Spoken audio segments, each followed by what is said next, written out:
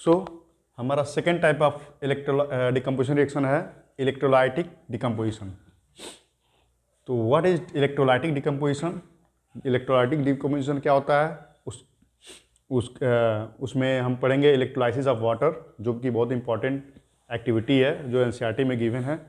ठीक है, तो पहले देखते हैं इलेक्ट्रोलाइटिक डिकम्पोजिशन होता क्या है। ठीक है, decomposition of compound take place by passing electric current are known as electric decomposition reaction. ऐसा डिकम्पोजिशन जिसमें कोई सब्सटेंस स्प्लिट हो with the help of current. अगर हम करंट प्रोवाइड करके किसी सब्सटेंस को स्प्लिट कर दें उसके सिंपलेस्ट सब्सटेंस में, मतलब कि ये जैसे वाटर है H2O, ये एक कंपाउंड है जिसको हम करंट के द्वारा इसके मॉलिक्यूल को अलग कर रहे हैं, स्प्लिट कर रहे हैं, इसको तोड़ रहे हैं दो सिंपलेस्ट सब्सटेंस में, हाइड्रोजन में और ऑक्सीजन में। तो ऐसे रिएक्शन को हम क्या बोलेंगे? Electrolytic decomposition reaction. क्योंकि ये इलेक्ट्रिसिटी द्वारा डिकम्पोज हो रहा है इसलिए इसको इलेक्ट्रोलाइटिक बोला जाएगा। ठीक है, पहले हीट के द्वारा डिकम्पोजिशन हो रहा था इसलिए थर्मल डिकम्पोजिशन रिएक्शन था। ठीक है ना। तो इसमें जो सबसे इंपॉर्टेंट एग्जांपल है decomposition of water into hydrogen and oxygen. Water का डिकम्पोजिशन उसके हाइड्रोजन और ऑक्सीजन में, ठीक है ना, जो एनसीईआरटी में गिवन है। तो पहले हम देख लेते हैं कि इलेक्ट्रोलाइसिस ऑफ वाटर होता क्या है। ठीक है, तो इलेक्ट्रोलाइसिस में क्या करेंगे? हम करंट प्रोवाइड करेंगे ताकि वाटर के जो मॉलिक्यूल हैं वो टूट के हाइड्रोजन और ऑक्सीजन क्या हो जाए? स्प्लिट हो जाए, अलग हो जाए। ठीक है ना।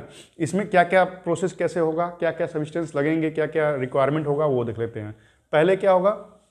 Take a glass bottle and fix a rubber cork having 2 hole in the neck of the bottle. हमको क्या करना है? एक ग्लास बॉटल लेना है, ठीक है ना, जिसके नेक पे हम क्या करेंगे? एक रबर कॉर्क फिक्स कर देंगे जिसमें 2 होल होंगे, ठीक है ना, ताकि हम 2 इलेक्ट्रोड उसमें फिक्स कर सकें। तो हमको ये समझ में आया ना, एक क्या होगा? ग्लास बॉटल होगा, इसके नेक पे हम क्या लगाएंगे?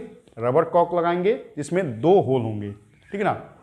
2 कार्बन रॉड, ग्रेफाइट रॉड, हमको 2 कार्बन ग्रेफाइट रॉड लेंगे, फिक्स इन 2 होल टाइटली, और इनके 2 होल में हम टाइटली जो इसको क्या कर देंगे? फिक्स कर देंगे ताकि कोई भी पानी नीचे ना आ पाए, ठीक है ना।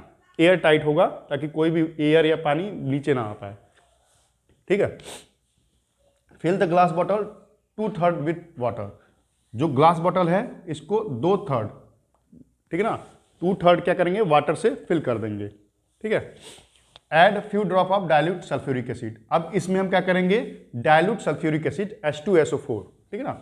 डाइल्यूट सल्फ्यूरिक एसिड मतलब H2SO4 क्या करेंगे? इसमें मिक्स कर देंगे। ठीक है, अब ये करते क्यों है? क्वेश्चन पूछता है कि इलेक्ट्रोलाइसिस ऑफ वाटर में हम डाइल्यूट सल्फ्यूरिक एसिड को मिक्स क्यों करते हैं? तो इसलिए मिक्स करते हैं ताकि ये जो वाटर है वो गुड कंडक्टर ऑफ इलेक्ट्रिसिटी हो सके। यहाँ दिया ना, to make water good conductor of electricity, ताकि इलेक्ट्रिसिटी जो हो आसानी से फ्लो हो सके, इसलिए हम इसमें डाइल्यूट सल्फ्यूरिक एसिड क्या करेंगे? मिक्स कर देंगे। ठीक है ना। Put 2 inverted test tube over 2 carbon rod.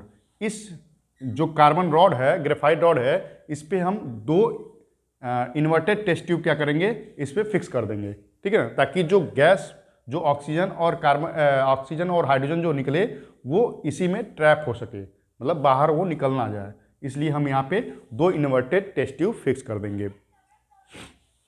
Connect the 2 electrode with 6 volt battery. अब इस 2 इलेक्ट्रोड को हम 6 वोल्ट बैटरी से क्या करेंगे? कनेक्ट कर देंगे। ठीक है, carbon rod connected with negative terminal are called cathode. वह कार्बन रॉड जो निगेटिव टर्मिनल से, ये निगेटिव टर्मिनल ना, इससे जो कनेक्ट है उसे हम क्या बोलेंगे?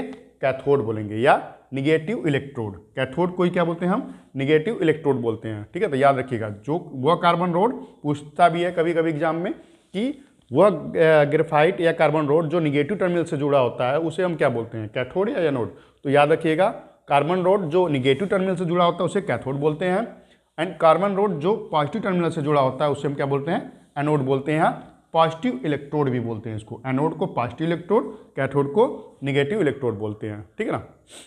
फिफ्थ पॉइंट क्या है? When electric current pass we see bubble of gas being formed at both carbon electrode inside the test tube.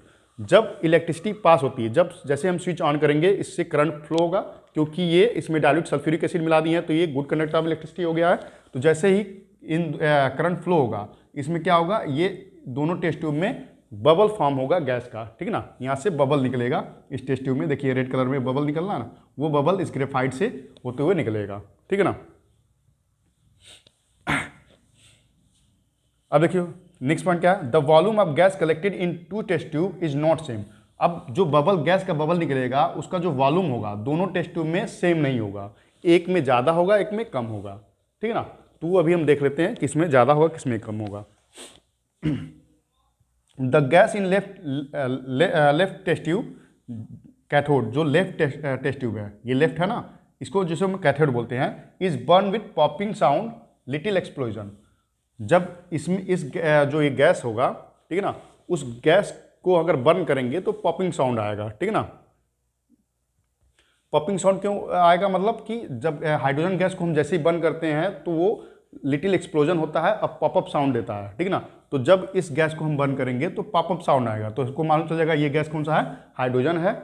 और जो राइट टेस्ट ट्यूब है, gas in right test tube at cathode anode, sorry, जो right test tube electrode है जिसे हम anode बोलेंगे, उसके अंदर जो गैस है उसको जब बर्न करेंगे तो वो ब्राइटली बर्न होगा, ठीक है। तो इससे हमको मालूम चल जाएगा ये गैस क्या है, ऑक्सीजन है। तो होता क्या है इलेक्ट्रोलाइसिस में, जैसे ही हम करंट पास कराते हैं, ठीक है ना, करंट पास कराने ये जो इलेक्ट्रोड है वो निगेटिव हो जाता है, ये जो इलेक्ट्रोड है ये पॉजिटिव इलेक्ट्रोड हो जाता है। तो हमारे जो वाटर के मॉलिक्यूल हैं H2O, ये टूट जाते हैं। H2O जो है ये टूटता है किस में, H प्लस में और OH माइनस आयन में, ठीक है ना।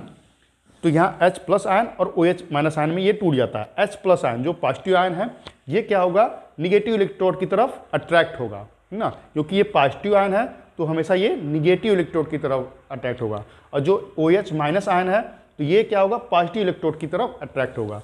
तो ये इधर की तरफ आएगा और ये OH माइनस आयन इधर की तरफ एनोड की तरफ आएगा। तो H प्लस आयन जब कैथोड के पास आएगा तो ये क्या करेगा, H प्लस आयन वो इलेक्ट्रॉन इस कैथोड से इलेक्ट्रॉन गेन करेगा, ठीक है ना। तो ये हो जाएगा H मालिक्यूल, H एलिमेंट में कन्वर्ट हो जाएगा और दो H मिलके ये बन जाएंगे हाइड्रोजन गैस, ठीक है ना। समझा कि नहीं। तो हमारा जो मॉलिक्यूल जब टूटा है वाटर के molecule H plus OH minus ion में, H प्लस आयन क्या होगा, वो निगेटिव इलेक्ट्रोड मतलब कि कैथोड की तरफ अट्रैक्ट होगा। जैसे ही अट्रैक्ट होगा ये H प्लस आयन इलेक्ट्रॉन इससे गेन करके H में कन्वर्ट हो जाएगा और दो H मिलके हाइड्रोजन गैस यहाँ से रिलीज होंगे। तो कैथोड पे इसीलिए हाइड्रोजन गैस रिलीज होता है। OH माइनस आयन क्या करता है, OH माइनस आयन, ठीक है ना, ये क्या करेगा, इलेक्ट्रॉन को रिलीज करेगा। यहाँ पे ये इलेक्ट्रॉन को देगा, किसको, कैथोड को, क्योंकि ये पॉजिटिव टर्मिनल है, इसको इलेक्ट्रॉन देगा। तो इलेक्ट्रॉन दे के ये क्या बन जाएगा, OH में कन्वर्ट हो जाएगा और दो OH कन्वर्ट हो जाएंगे किसमें, H2O प्लस, सॉरी, दो OH क्या हो जाएगा, ये कन्वर्ट हो जाएगा H2O प्लस O2 में, ठीक है ना। समझा कि नहीं। तो OH plus OH H2O plus O2, तो वाटर तो इसी में रह जाएगा, लेकिन जो ऑक्सीजन ये निकल रहा है वो इस कैथोड से ऑक्सीजन क्या होगा, रिलीज होगा। तो हमको मालूम चल गया कि कैथोड पे हमेशा हाइड्रोजन रिलीज होगा और एनोड पे हमेशा ऑक्सीजन रिलीज होगा। और इसमें यह बताया गया है कि जो गैस का वॉल्यूम है वो सेम नहीं होगा, हाइड्रोजन का वॉल्यूम ज़्यादा होगा और ऑक्सीजन का वॉल्यूम कम होगा, ठीक है ना। क्योंकि वाटर में हमको मालूम है वाटर में दो हाइड्रोजन होंगे तो एक ऑक्सीजन होगा, तो इसलिए जो वॉल्यूम होगा हाइड्रोजन का वो ऑक्सीजन के वॉल्यूम से दुगुना होगा। 2:1 के रेशियो में हमेशा हाइड्रोजन और ऑक्सीजन प्रेजेंट होंगे, ठीक है ना। तो इस रिएक्शन से हमको मालूम चल जाता है कि जो वाटर है वो हाइड्रोजन और ऑक्सीजन से मिलकर बना होता है। क्यों, क्योंकि इसको जब इलेक्ट्रोलाइसिस द्वारा स्प्लिट किया जाता है, तोड़ा जाता है, तो इसमें से हाइड्रोजन और ऑक्सीजन निकलते हैं। जब भी वाटर को हम स्प्लिट करेंगे इलेक्ट्रोलाइसिस के द्वारा तो इसमें से क्या निकलेगा, हाइड्रोजन और ऑक्सीजन। तो इससे मालूम चलेगा कि जो वाटर है वो हाइड्रोजन और ऑक्सीजन से ही मिलके बना होता है, ठीक है ना। Thank you.